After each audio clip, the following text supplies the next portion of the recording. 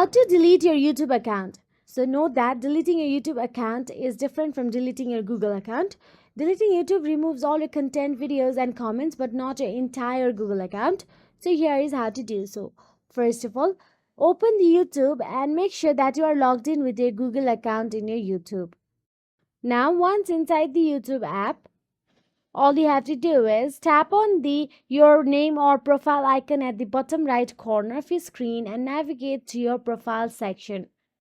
Now once on your profile, all you have to do is tap on the Google account option available at the top and navigate to your Google account section.